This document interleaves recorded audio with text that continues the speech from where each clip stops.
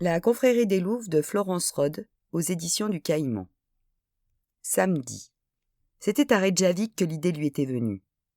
Discrète au début, puis tenace comme une mauvaise grippe. Édouard n'allait pas s'en sortir comme ça. Elle saurait s'en assurer. Dans l'avion qui la ramenait à Paris, elle avait commencé à imaginer un plan. Aller le trouver un soir, à l'ouverture de son restaurant, et lui faire payer. Une bonne fois pour toutes. 5h01. Hamelin se frotta les yeux. Le bâtiment était plongé dans une quiétude qui ne troublait que la rumeur du trafic sur les quais de Seine. Il referma la chemise en carton posée sur son bureau. Il avait passé la nuit à mettre de l'ordre dans ses dossiers. Il n'aurait pas l'occasion de revenir à son bureau après s'être occupé de Keller. Il appellerait la police et l'attendrait sur le bord de la route. Un instant, l'absurdité de la situation lui tira un sourire. Il s'apprêtait à prendre une vie, mais ne voulait pas laisser ses subordonnés gérer sa paperasse. Il jeta un coup d'œil à la surface de son bureau. Déserte n'étaient les dossiers Schaeffer et la photo d'Élise. Élise. Il redoutait de la regarder en face quand il rentrerait à la maison un peu plus tard. On était samedi, elle ne travaillait pas. Peut-être amènerait-il des chouquettes, pour la dernière fois. Il lui mentirait, ou elle tenterait de le dissuader. Dieu sait qu'avant la fin de la journée, il aurait besoin de tout son courage. L'idée de cette trahison vis-à-vis de sa femme, faire comme si de rien n'était alors qu'il était sur le point de tout détruire, le rendait malade. Il prit une photo dans le dossier, un ruban de scotch et afficha au mur le cliché du restaurateur à la suite des autres. De Nono les serrures à Édouard Schaeffer, 20 ans de carrière, sur lesquels il allait tirer un trait. Pour lui, l'histoire s'arrêtait là. Delatraz se débrouillerait pour appréhender la gamine. Il enfila son duffel-coat. Abel se saisit du dossier Schaeffer et le posa sur le bureau de Delatraz, avec une lettre qu'il avait rédigée cette nuit à son intention. Il n'espérait pas que le Savoyard puisse comprendre, mais, comme il s'était confié à son adjoint en début de semaine, il lui avait paru logique de lui exposer ses intentions. Bien sûr, quand Thibault en prendrait connaissance, il serait trop tard pour arrêter Abel.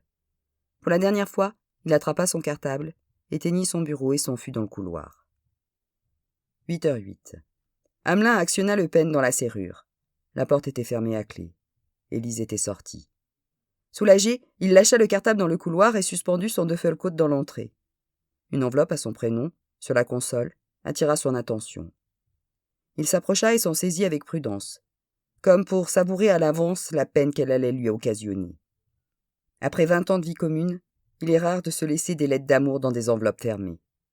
On communique plutôt par post-it pour se rappeler mutuellement d'acheter le pain ou de prendre rendez-vous chez l'ostéopathe. Une enveloppe à son prénom? Pas de doute, c'était mauvais signe. Un flux de souvenirs s'interposa entre lui et la lettre, comme un réflexe de survie pour en différer la lecture. Comment Élise mâchonnait une mèche de ses cheveux quand, allongée sur ses coudes, elle était captivée par un polar. Son sourire radieux quand elle le surprenait la main sur une plaquette de chocolat, malgré la réprobation exprimée. L'angoisse qui la propulsait sous la couette au premier coup de tonnerre. L'expression de son regard planté dans celui d'Abel quand elle se déshabillait lentement. Sa manie de rincer si bien les assiettes avant de les mettre au lave-vaisselle que les nettoyer devenait inutile, ou de tasser au maximum le contenu de la poubelle plutôt que de vider le container. Sa peur d'avoir vieilli ou grossi la première fois qu'elle se mettait en maillot de bain au début des vacances. Sa main en quête d'un dernier frôlement aux portes du sommeil, comme gage d'une nuit sereine. Son goût pour le carré d'agneau cuit à point, l'odeur de sa peau. Il se laissa tomber sur le canapé et déchira l'enveloppe. Il parcourut la lettre, une première fois, puis une deuxième. Sa tête tournait. Il ne parvenait pas à imaginer sa vie sans Élise. Il lui fallut un moment pour réaliser qu'il n'y aurait de toute façon plus de vie avec Élise.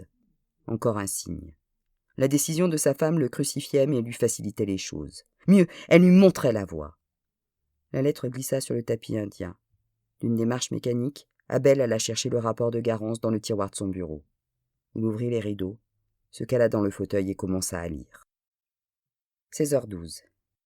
Denise ouvrit les yeux et étouffa un cri de douleur. Le réflexe de fermer les paupières lui en arracha un second.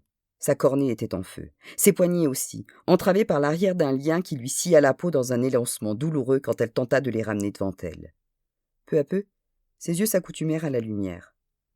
En début d'après-midi, elle avait reçu un mail de Clémence qui disait qu'elle avait besoin d'aide et il lui donnait rendez-vous à 16h sur le toit de l'immeuble, avec pour consigne de n'en parler à personne. Denise avait beau être accoutumée aux lubies et aux sauts d'humeur de son amie, elle s'était dit que Clémence parviendrait toujours à la surprendre. Elle savait qu'Édouard grimpait parfois sur le toit pour y fumer un cigare, mais ne s'y était jamais risquée elle-même. Elle souffrait de vertige. Mais elle ne pouvait pas laisser son amie dépressive seule sur le bord d'un toit. Parvenue en haut de l'échelle, elle avait actionné la trappe et passé la tête dans l'ouverture. Si elle parvenait à raisonner Clémence, sans avoir besoin de patauger dans la neige à 20 mètres du sol, ce serait préférable. Elle avait vu une silhouette sombre, perçu le sifflement d'un pulvérisateur et ressenti une brûlure lancinante dans les yeux. Elle avait failli glisser à la renverse. Deux mains l'avaient retenue par le col et hissée sur le toit. Elle avait senti une poigne ferme lui lier les bras, la traîner dans la neige et la pousser contre une cheminée. Les yeux à vif, elle se retourna. Après tout, seul lui restait l'usage de son cou. Elle fut prise de frissons. En contrebas, se dissimulant au dernier rayon du soleil derrière une sortie de toit, une forme en parka noir scrutait le boulevard. Denise eut la certitude qu'elle ne survivrait pas au crépuscule. 17h51. La salsa coulait des enceintes de la chaîne, poussée à ses limites. Les voisins n'aimeraient pas. Mélina Grazianoff s'en moquait comme de son premier tract de militante écolo. Sur la table de chevet, 50 nuances de grès, 2 verres de gin et les vestiges d'un gramme de poudre. Sa peau, nue, nimbée de sueur, elle attrapa le visage de Marcus Keller et lui mordit la lèvre. Son amant gloussa et, sans s'embarrasser d'autres formes de préliminaires, la pénétra d'un violent coup de rein. Elle ferma les yeux. Sans être une très belle femme, Mélina pouvait clairement prétendre à mieux que Keller sur le plan physique. Sa bedaine, son crâne dégarni, sa peau grasse et velue, étaient loin de le qualifier pour le titre de playboy de l'année. Mais il avait à ses yeux une qualité rare. Il aimait vraiment le sexe. Une qualité dont on créditait à tort la plupart des hommes en assimilant 2 notions très différentes. La conquête et l'acte en lui-même. Marcus n'avait aucune inhibition, la curiosité d'un enfant et l'appétit d'un ogre. Quand d'autres se rhabillaient très satisfaits d'une extase furtive après 5 minutes en position du missionnaire, Keller, lui, commençait à peine à s'échauffer. Elle s'abandonna au va-et-vient, gémit quand il accéléra et ouvrit soudain les yeux. Pour la première fois depuis leur rencontre, elle venait de sentir son sexe se dégonfler comme une baudruche après moins d'1 minute de coït. Les pupilles écarquillées de Marcus la fixaient comme un poisson mort sur l'étal. Elle eut à peine le temps de penser « Mon Dieu, il fait une attaque !» qu'elle vit un homme au-dessus de sa tête. De son bras tendu, il braquait quelque chose sur la nuque de Marcus. Il apposa sur ses lèvres un index ganté. Elle hocha la tête. « Debout, Keller. On part en balade, » dit-il. « Vous êtes qui, bordel ?» Keller était toujours allongé sur elle. Pour un peu, on aurait dit qu'il faisait des pompes. « Peu importe qui je suis. »« Vous êtes de la police, c'est ça ? Écoutez-moi, on doit pouvoir s'arranger. Il y a 2000 € dans une enveloppe dans la poche de ma veste. Elle est pendue juste là. Vous n'avez qu'à... » La phrase s'acheva dans un hurlement. Elle sentit 2 gouttes chaudes et salées sur sa langue et crut qu'il l'avait blessée, avant de réaliser que c'était le sang de Marcus. L'homme l'avait frappé à la tempe. « Dépêche-toi, Keller !» Keller se mit debout et l'homme recula d'un pas. Il tenait un revolver. Allongée, nue sur son lit, sans le rempart de son amant, elle se sentit à la fois exposée et soulagée. De toute évidence, ce n'était pas après elle qu'on avait l'inconnu. Elle s'en voulut de penser que, désolidarisée du corps de Marcus, elle risquait moins d'écoper d'une balle perdue. Ce fut peut-être ce sursaut de culpabilité qui lui donna le courage de détailler l'intrus. S'il ne la tuait pas, elle serait amenée à fournir une description précise. La quarantaine, barbu, grisonnant des tempes, les yeux marrons, de feuilles côtes noires. Marcus sentit la main vers son jean, mais l'homme secoua la tête. « Pas le temps !» Il y eut quelques secondes affreuses quand il tourna son arme vers elle. Elle se sentit aspirée par le rond noir du canon. Comme extérieure à son corps, elle s'entendit supplier. Ses prières furent interrompues par les premières mesures de la lettre à Élise.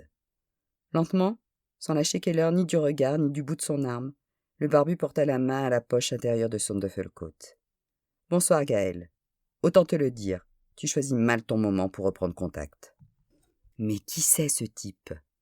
La question qui lui traversa l'esprit ne trouva pas de réponse. Qui était capable de débouler chez les gens le visage découvert, dans un duffel-coat de prof de collège, en les menaçant d'un flingue d'une main et en prenant ses coups de fil de l'autre ? L'intrus fit signe à Keller de le précéder. Ils quittèrent la chambre. Elle entendit grincer la porte d'entrée et courut à la fenêtre. Le téléphone à l'oreille et l'arme à la main, l'homme faisait entrer Marcus, en caleçon, dans le coffre d'une voiture. Quelques secondes encore et ils avaient démarré. Le regard de Mélina se posa sur les vêtements de Keller.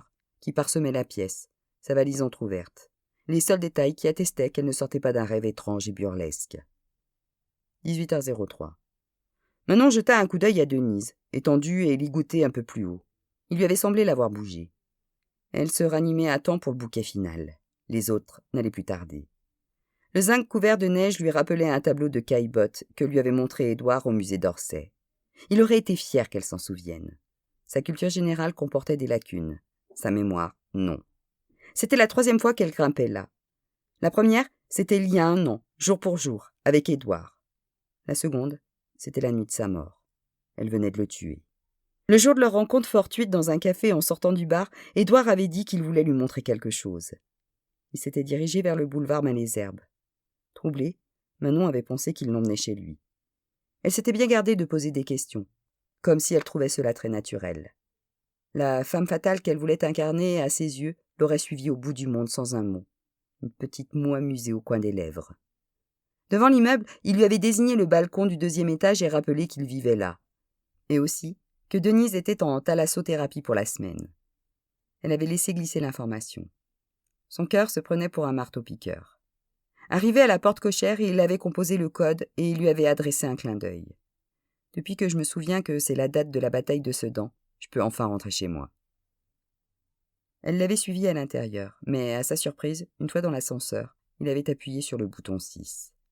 De là, ils avaient pris l'escalier pour accéder au dernier étage qui desservait une seule porte. Sur le sol de Tomette, gisait une échelle de bois adossée au mur fissuré. Manon s'était alors dit qu'il possédait une chambre de bonne. Une onde d'excitation l'avait parcouru. Déjouant à nouveau son anticipation, Édouard ne s'était pas saisi d'une clé, mais de l'échelle qu'il avait appliquée sous le Vélux, qui laissait filer les dernières lueurs du jour. Sans un mot, il était monté. Elle avait successivement vu son tronc, ses jambes et ses pieds disparaître, aspirés par la trappe, puis une main lui faire signe de le suivre. Le spectacle était à couper le souffle.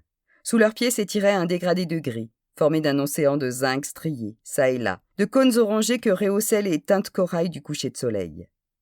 Il lui avait expliqué qu'étudiant, il traversait l'arrondissement par les toits avec des copains, juste histoire de boire une bière, jouir de la vue et prendre des photos.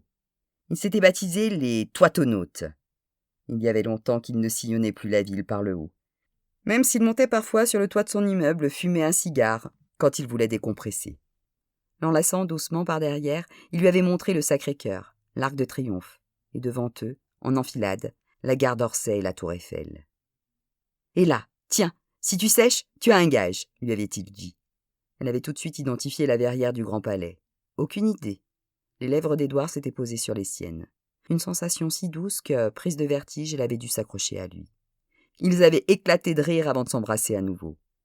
Plus parfait encore que toutes les versions de ce moment que son imagination manufacturait en série depuis l'enfance. Leur histoire avait été semblable à ce prélude, éblouissante. Chaque seconde, vécue comme un feu d'artifice. Même l'incident survenu le mois où elle avait oublié sa pilule 3 jours de suite et les conséquences qu'il avait eues ne parvenaient pas, aux yeux de Manon, à ternir la perfection de leur histoire. Jusqu'à ce qu'il y mette un terme, en novembre. Sommé de s'expliquer, il avait fini par lui dire que Maud Hermann était au courant pour eux, et qu'elle menaçait de tout dire à Denise et Clémence. Manon avait éclaté de rire, soulagée, et lui avait enserré le visage entre les mains. « Ce n'est que ça! Mais tu ne vois pas qu'elle nous rend service, cette conne! Après tout, il aurait bien fallu le dire à ta femme et à ma mère un jour ou l'autre. » L'expression qu'elle avait lue dans les yeux d'Édouard l'avait asphyxiée. Comme si c'était elle qui ne comprenait pas. « Mais Manon, de quoi tu parles ?» La question avait plané entre eux, écrasante. Après un moment, il l'avait bercée dans ses bras. Anéantie, elle l'avait écouté lui murmurer qu'elle avait été une parenthèse de bonheur dans sa vie, qu'il ne l'oublierait jamais, mais qu'il ne pouvait pas quitter Denise, que sa femme était tout pour lui. S'il avait laissé s'installer un malentendu, c'était son mot, un malentendu, ce à quoi il résumait leur histoire, il en était désolé, il n'avait jamais voulu lui faire de mal. Elle était rentrée chez elle et avait voulu se tuer. Son père, déjà, l'avait abandonnée. Il était parti un dimanche risquer sa vie pour quelques secondes d'adrénaline sur son stupide parapente et n'était jamais revenu. Sa mère n'en avait pas été une. Et voilà qu'Édouard, lui aussi, la laissait seule. Édouard. Comment pouvait-on se tromper à ce point? Elle repassait dans sa tête tous ces moments passés avec lui, cherchait à se rappeler le moindre geste, le moindre mot. Certes, il n'avait jamais parlé de quitter Denise, ni fait de projet à long terme ou mentionné explicitement un futur commun. Mais Manon était la femme de sa vie et lui appartenait, comme il était à elle jusqu'à son dernier souffle. Ça allait de soi. Les évidences n'ont pas besoin d'être soulignées en permanence pour être indiscutables. Cette intensité de sentiment ne se vit pas à sens unique. Édouard savait qu'ils étaient faits l'un pour l'autre. Il avait donc choisi de l'ignorer. Sur quel autel l'avait-il sacrifié? L'affection pour sa femme. De la pitié peut-être. Le prestige social. Le confort.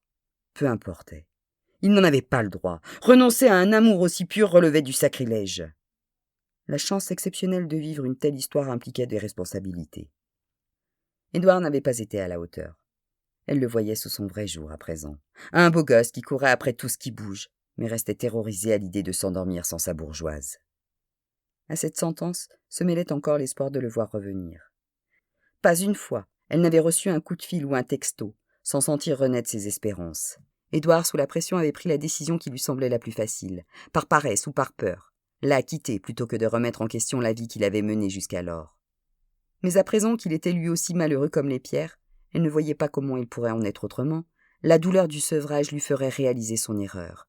Le manque, meilleur conseiller, lui ramènerait son amant.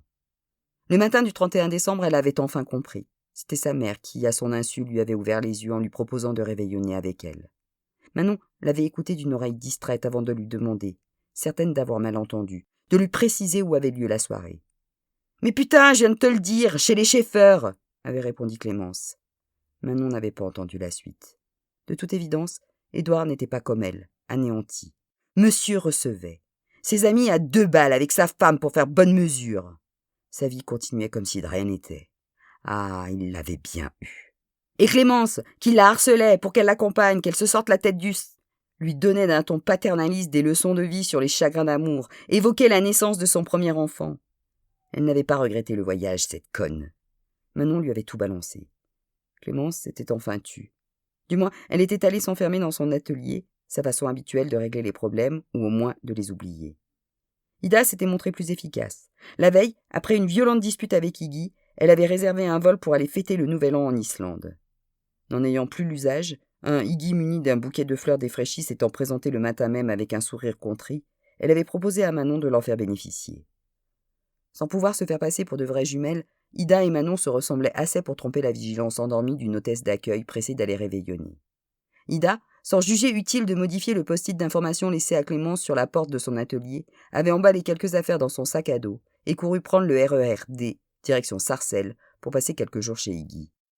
Le changement de cadre n'avait fait que renforcer le sentiment de Manon. Au sein de ce paysage lunaire, cet écrasant sentiment de trahison avait prospéré. Là-bas, elle avait regardé la vérité dans les yeux. Édouard s'était servi d'elle. Il n'avait jamais eu l'intention de donner une chance à leur amour, à supposer qu'il l'ait seulement aimée. Il l'avait prise, utilisée et jetée. En parallèle, jaillissait une autre certitude. Il devait payer. Au prix fort. Elle ne se laisserait pas brader. Il allait voir ce salaud. Elle avait passé quelques jours à imaginer ce qu'elle pouvait lui faire de pire. Aller trouver sa femme était la réponse la plus évidente. Elle s'était délectée à l'avance de l'air de chien battu de Denise et de la colère du restaurateur. Mais outre qu'elle soupçonnait Édouard de parvenir à se faire pardonner avec un séjour aux Maldives et un couplet mélodramatique sur l'éternité de son amour conjugal, elle aurait eu le sentiment d'être une petite fille qui va cafeter à l'institutrice. Non, sa vengeance serait brutale, physique. Elle avait lu l'année précédente la trilogie Millennium et avait été brièvement tentée de lui tatouer « porc sadique, salaud, violeur » sur le ventre, mais avait bien dû reconnaître que seul le deuxième qualificatif s'appliquait. La difficulté de l'entreprise était du reste rédhibitoire. Ce souvenir du roman toutefois lui avait donné une idée. Comment Lisbeth parvenait-elle à maîtriser son tuteur avant de se livrer sur lui à des travaux d'ancrage? Une matraque électrique. Voilà qui pourrait faire l'affaire. Une bonne giclée dans les parties et elle comprendrait dans la douleur qu'il avait eu tort de la jeter comme une batterie de portable usagée. Sa décision prise, c'était comme si une partie d'elle-même, froide et analytique, avait pris les commandes. Cette autre Manon, capable de fonctionner comme une machine, n'avait pas mis longtemps à concevoir un plan. Il requérait de l'audace, de la force de caractère et aussi de la chance. Elle connaissait ses habitudes, savait qu'il arrivait le premier au restaurant où il demeurait seul une bonne demi-heure avant l'arrivée des cuisiniers. Elle était allée se renseigner sur le site internet d'une armurerie et avait constaté que les choqueurs les moins chers étaient dans ses moyens. Il ne fallait pas que l'on puisse tracer l'achat. Elle s'était procuré l'appareil dans une boutique de la Porte de Pantin et l'avait payé en cash. Elle avait opté pour un modèle tubulaire, lui trouvant une forme phallique tout à fait appropriée. Le jeune employé l'avait regardé dans les yeux, mais il n'y avait aucune chance pour que l'on remontât jusqu'à lui. Il était peu probable qu'Édouard porte plainte, mais, pour le cas où, autant ne pas laisser de preuves derrière elle si elle était forcée de tout nier en bloc. Lundi matin, elle avait choisi sa tenue avec soin. Un jean sombre, un t-shirt ample qui n'entravait pas sa liberté de mouvement. Au moment d'enfiler sa doudoune rouge, elle avait posé les yeux sur la parka de sa jumelle, dont la couleur lui avait paru plus discrète. Pour une fois que c'était elle qui empruntait un vêtement à Ida, sa sœur n'y trouverait rien à redire. En fin d'après-midi, elle avait guetté l'arrivée d'Édouard sous une porte cochère, puis de l'arrière du restaurant. Elle l'avait vu franchir l'entrée de service, lui avait laissé un peu d'avance et s'était engouffrée à sa suite. En s'approchant des cuisines, elle s'était demandé si elle aurait le courage d'aller jusqu'au bout. Et s'il lui ouvrait les bras?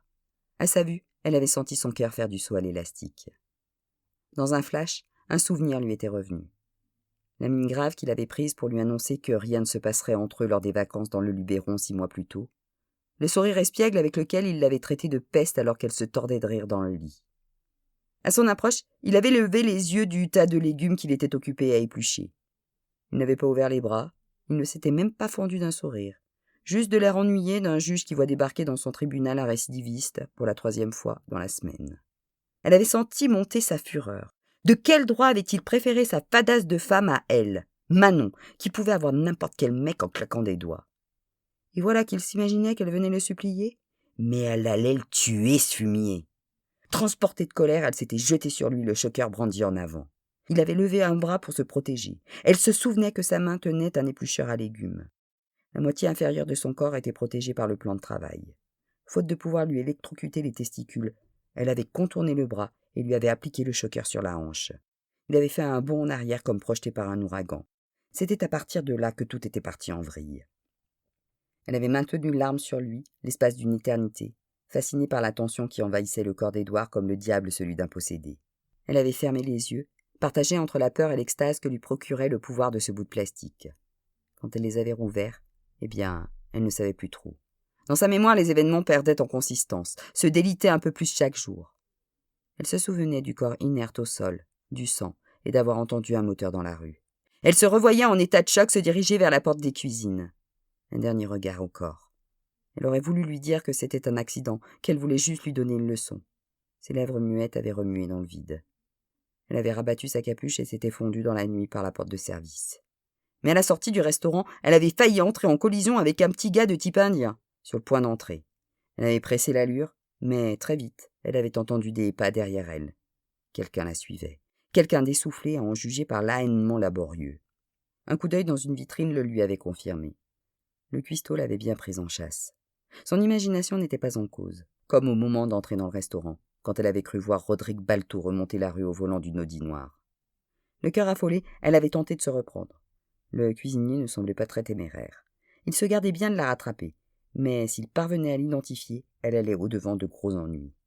Personne ne croirait la vérité. On dirait qu'elle avait eu depuis le début l'intention de le tuer. Pour commencer, elle devait se débarrasser du choker. Au début de la rue de Messine, elle l'avait jeté dans une benne à ordures. Il la suivait à une certaine distance, les chances pour qu'il l'ait vue s'en défaire étaient minces. C'est à ce moment qu'avait germé l'idée de faire accuser Denise.